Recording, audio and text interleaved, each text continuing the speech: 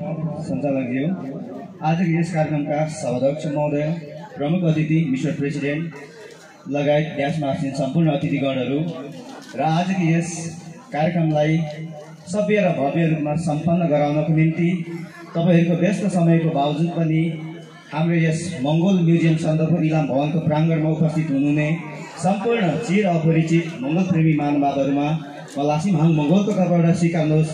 जय मङ्गोल। आज म तपाईहरूको माझमा चाहिँ धेरै कुरा राख्न चाहन्न, किनभने समयको पाबन्दी छ, अतिथिगणहरू अझै पनि हुनुहुन्छ।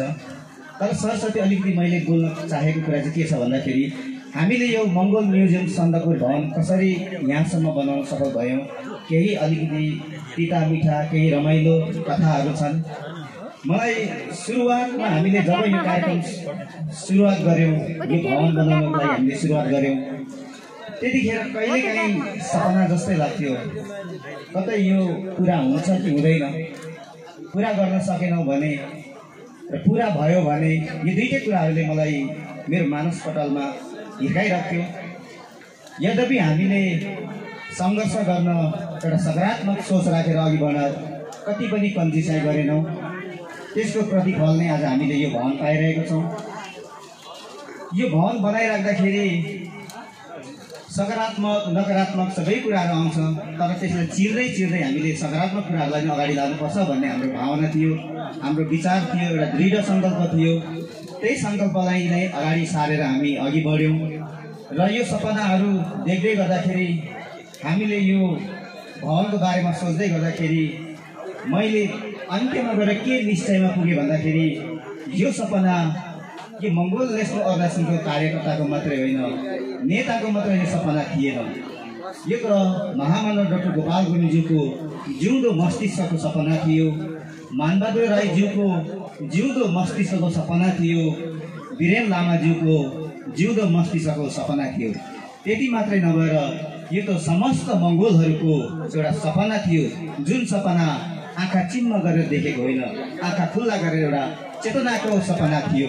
त्यसकारण यो भवन बन्छ भन्ने अन्तिम निश्चयमा म पुगेँ। त्यसकारण हामी दृढ सम्पर्क राखेर हामीले यो कार्य गर्न थाल्यौँ। त्यसका लागि हामी तपाईँहरूले जति पनि आर्थिक नैतिक भौतिक सहयोग गर्नुभयो, यहाँहरू सम्पूर्ण सहयोगीहरूलाई हृदयदेखि नै धन्यवाद। विशेष गरी यहाँका स्थानीय सन्दकपुरवासीहरूलाई पनि धेरै धेरै धन्यवाद, किनभने उहाँहरूको सपना उहाँहरूको सहयोग बिना यो भवन अपुरो थियो। तर हामीले जस्तो सोचेको थियौँ त्योभन्दा धेरै यहाँका स्थानीय यहाँका सन्दकपुरवासीहरूले हामीलाई सहयोग गर्नुभयो, तन मन सम्पूर्ण कुराले सहयोग गर्नुभयो। त्यसकारण आज हामी सफल भएका छौँ। त्यसकारण फेरि पनि धेरै धेरै धन्यवाद दिन चाहन्छु म सन्दकपुरवासीलाई, किनभने मङ्गोल नेसनल अर्गनाइजेसनलाई यो अवस्थासम्म पुर्याउनको निम्ति जति सहयोग गरेको छ त्यो सन्दकपुरवासी इलामवासीले मात्रै गरेको छ। त्यसकारण मङ्गोल नेसनल अर्गनाइजेसन आज यो अवस्थामा छ र मङ्गोल नेसनल अर्गनाइजेसनले जुन गुण लगाएको थियो इलामले सन्दकपुरले, त्यो गुण मङ्गोल नेसनल अर्गनाइजेसनले तिर्न आवश्यक थियो र मलाई लाग्छ हामीले त्यो गुण तिरिसकेका छौँ। हामीले यो इलामको कुना कन्दरा, यो इलामको माटो, यो हावा, यो प्रकृतिलाई हामीले न्याय दिलाइसकेका छौँ। तर अझै पनि अन्तिम एउटा न्याय दिलाउन हामीले बाँकी छ।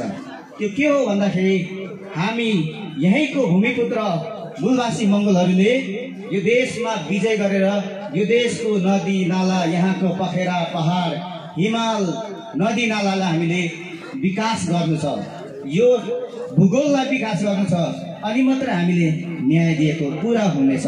त्यसकारण हामीले जति न्याय गर्नुपर्ने थियौँ अझै पनि पुरा भएको छैन र त्यो न्यायको बाटोमा, त्यो न्यायको पथमा तपाईँहरूले आउने चुनावहरूमा सहभागी भएर तपाईँहरूले आज यो भवन बनाउन जसरी सहयोग गर्नुभएको छ त्यसरी नै सहयोग गर्नुहुन्छ। मङ्गोल नेसनल अर्गनाइजेसनको चुनाव चिन्ह कुखुराको भालेमा मतदान गरेर विजय गराउनुहुन्छ भन्ने मलाई पूर्ण विश्वास छ। अन्त्यमा तपाईँहरूले यो आजको कार्यक्रमबाट के बुझ्नुभयो त्यो त मैले बुझिनँ, तर मैले के बुझेँ भन्दाखेरि एमएनओलाई यानि कि मङ्गोललाई माया गर्नेलाई माया नै छ, मङ्गोललाई सम्मान गर्नेलाई सम्मान नै छ। तपाईँहरूको अगाडि हामीले देखिरहनु भएको छ जसरी मानबहादुर राई सिंगापुरेज्यू र वीरेन लामा गुरुङज्यूले मङ्गोल नेसनल अर्गनाइजेसनलाई आफ्नो प्राणप्रिय ठानेर साथ दिनुभयो, सम्मान गर्नुभयो, आफ्नो मुटुको प्रत्येक ढुकढुकीमा राख्नुभयो। त्यसकारण आज हामी उहाँहरूलाई सम्मान गरिरहेछौँ। त्यसकारण मङ्गोललाई माया गर्नेलाई माया नै छ, मङ्गोललाई सम्मान गर्नेलाई सम्मानै छ। बिदा हुँदाको जय मङ्गोल।